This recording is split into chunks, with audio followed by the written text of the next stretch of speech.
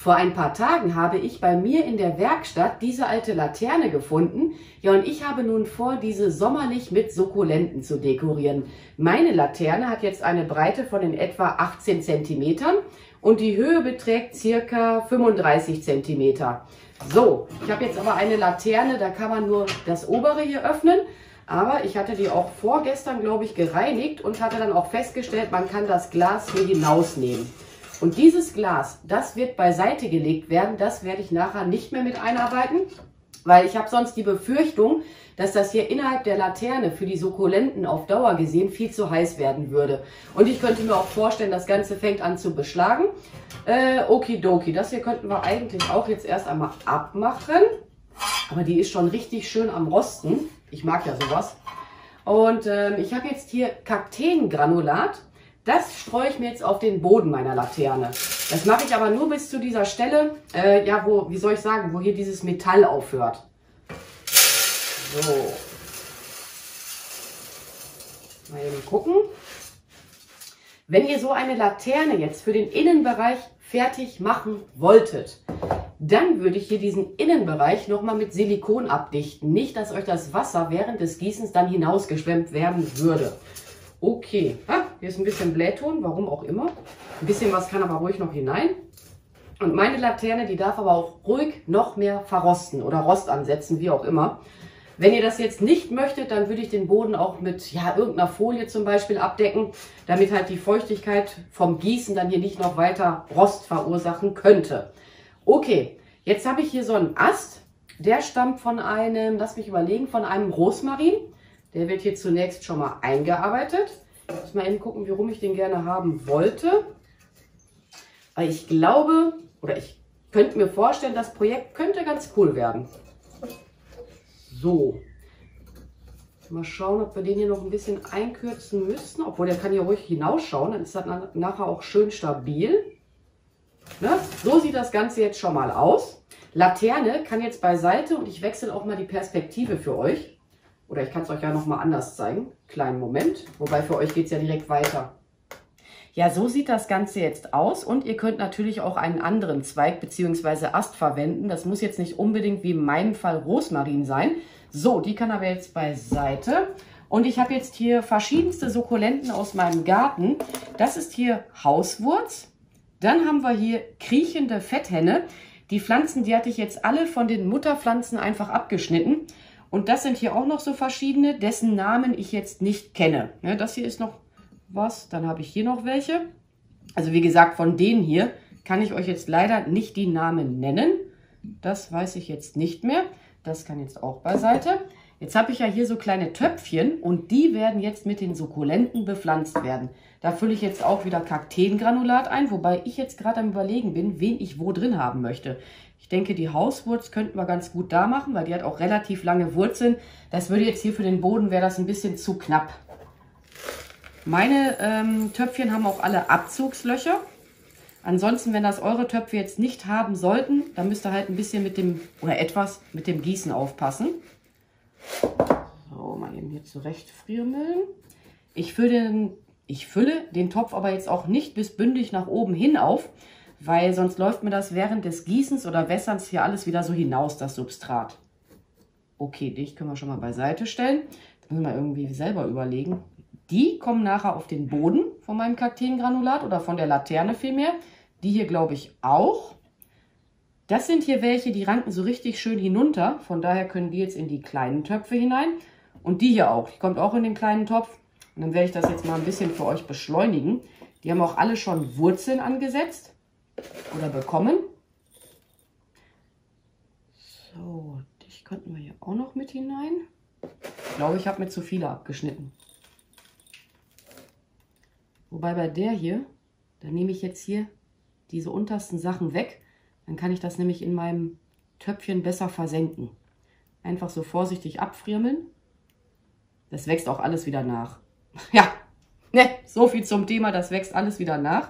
Jetzt habe ich aus Versehen zu viel abgefriemelt. Gut, dich legen wir nachher einfach in den Garten. Dann nehmen wir mal lieber dich. Und ich sage noch selber vorsichtig abfriemeln.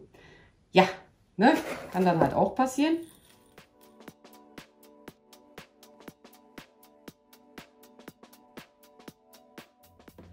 dauert natürlich alles eine Zeit, bis die sich so richtig toll entwickelt haben. Und ich bin mal gespannt, wie sich das Projekt in ein paar Monaten entwickelt hat. Und was wollte ich euch noch erzählen? Das sind jetzt alles Sukkulenten für den Außenbereich. Man kann so ein Projekt auch mit Zimmersukkulenten machen, allerdings dann für den Innenbereich. Im Sommer kann man das natürlich dann auch nach draußen stellen, aber für dieses Projekt verwende ich jetzt ausschließlich die Sukkulenten für den Außenbereich, weil die Laterne soll halt auch permanent draußen bleiben. Ja, mal gucken, ob wir den hier mit einarbeiten. Das kann jetzt auch beiseite. Jetzt räume ich mal eben hier meinen Kram hier schon mal ein bisschen weg.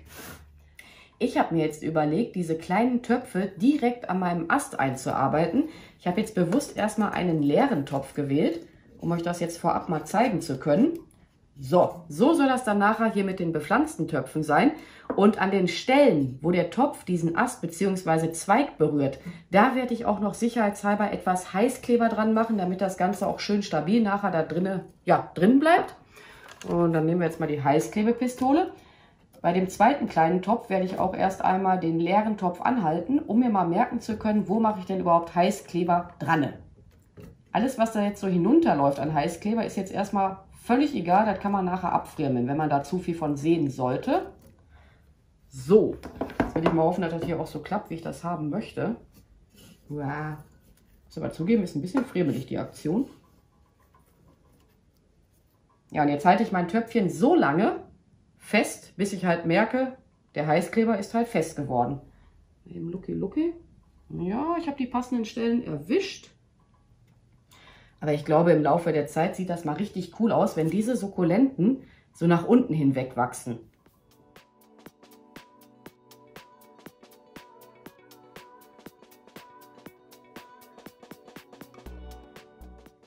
Und genauso werde ich das jetzt mit dem zweiten Topf machen. Ich halte erst einmal den leeren Topf an. Guck mal, wo muss ich Heißkleber dran befestigen. Und dann wird der richtige bzw. bepflanzte Topf eingearbeitet.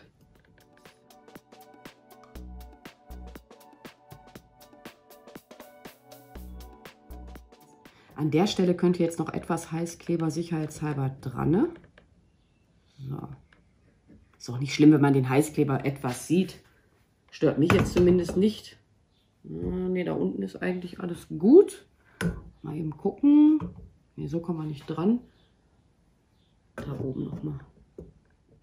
Ich werde jetzt doch noch einen dritten Topf fertig machen und den arbeite ich hier oben ein. Auch der wird wieder mit Kakteengranulat befüllt werden. Ich lasse mir jetzt hier so ein bisschen hinausschauen oder etwas. Schon wieder eine Blähtonkugel.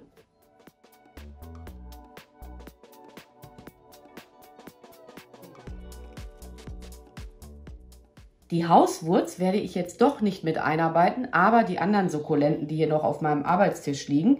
Bei der hier oder bei der kriechenden Fetthenne bin ich mir allerdings nicht mehr zu 100% sicher, ob die noch was werden wird, weil die Blätter sind hier bereits so komisch am Verwelken. Aber gut, ne? Kann man ja dann immer noch entfernen. Die Wurzeln werden jetzt auch mit dem Kakteengranulat bedeckt.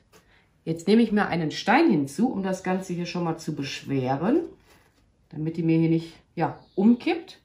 Die legen wir hier einfach nur so drauf. Die hat nämlich hier unten schon ein paar Wurzeln gebildet. Mal schauen, ob ich das Ende auch bedeckt kriege. Ja. Die könnte hier vorne hin. Mache ich jetzt auch einen Stein da drauf. Zumindest etwas. So. Aber ich glaube, das geht ganz cool aus, das Projekt. Und ich habe hier noch ein kleines Schneckenhaus. Das legen wir dahin. Ja, und wer möchte, der kann jetzt auch noch eine Lichterkette einarbeiten. In meinem Fall ist das jetzt eine 2 Meter lange Drahtlichterkette für den Außenbereich. Mal eben hier abwickeln. Und dann friemel ich mir die jetzt hier so vorsichtig hinein. Ich muss natürlich darauf achten, dass ich mir hier die Sukkulenten nicht aus Versehen rausrupfe. Und ich habe hier schon bereits gesehen, eine habe ich mir aus Versehen rausgefriemelt. Könnten wir nachher auch einen kleinen Stein noch drauflegen zum Beschweren, bis das dann halt angewachsen ist.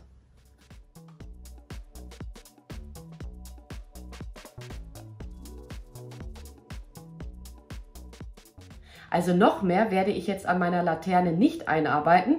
Ja, und es bleibt mal abzuwarten, wie lange die Sukkulenten hier auch in der Laterne bleiben können, bis dass sie irgendwann zu groß werden. Ich schätze mal, so zwischen 2 und 3 Jahren können sie auf jeden Fall da drin fröhlich wachsen. Was man auch machen könnte, man beschneidet dann einfach die Sukkulenten. Ja, und ich hatte erst überlegt, ob ich das Batteriefach hier mit Doppelklebeband befestigen möchte. Andererseits, das ist dann immer mühsam, wenn man die Batterien dann irgendwann austauschen will. Und ich werde das dann einfach hier hinter die Laterne hinlegen. Das hier, da könnte ich jetzt eigentlich schon mal wieder dran machen. Gewässert werden meine Sukkulenten vorzugsweise mit Regenwasser. Ihr könnt auch Kranberger nehmen, ne, wenn ihr jetzt keine Regentonne zur Verfügung haben solltet. So, irgendwas stimmt hier gerade nicht. Jetzt muss ich mal eben selber ein bisschen rumfuchteln. So. Okay, das hat jetzt schon mal geklappt. Und ich zeige euch jetzt nochmal, wie ich sie bewässere. Da muss man jetzt leider etwas vorsichtig vorgehen. Die erhalten bei mir einmal die Woche Wasser. Und ihr seht ja schon, jetzt läuft das hier auch schon direkt hinaus. Ist aber nicht so schlimm.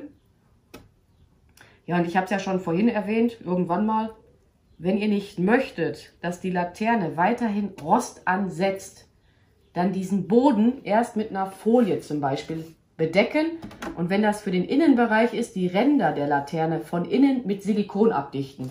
Nicht, dass euch das ganze Gedöns dann im schlimmsten Fall da irgendwie hinausläuft auf euren Holztisch zum Beispiel. Das käme jetzt nicht so gut. Ich glaube, ich muss mir irgendwann mal eine längere Gießkanne kaufen. Die hier ist jetzt echt einen Tacken zu kurz. Man könnte die jetzt auch einfach mit einer Pipette bewässern. Mal eben schauen, wie ich da am besten ran... Ah ja, hab getroffen, sehr gut. Habe ich jetzt eigentlich gesagt, dass die einmal die Woche gewässert werden? Doch, hatte ich, glaube ich, gesagt. An dieser Stelle werde ich mich nun bei euch verabschieden und das ganze benötigte Material für dieses Projekt findet ihr wie üblich in der Videobeschreibung. Ich bedanke mich fürs Zuschauen, macht's gut, eure Pink Peach. Bye! Noch ein kleiner Nachtrag, den untersten Topf habe ich jetzt im Nachhinein noch etwas tiefer platziert.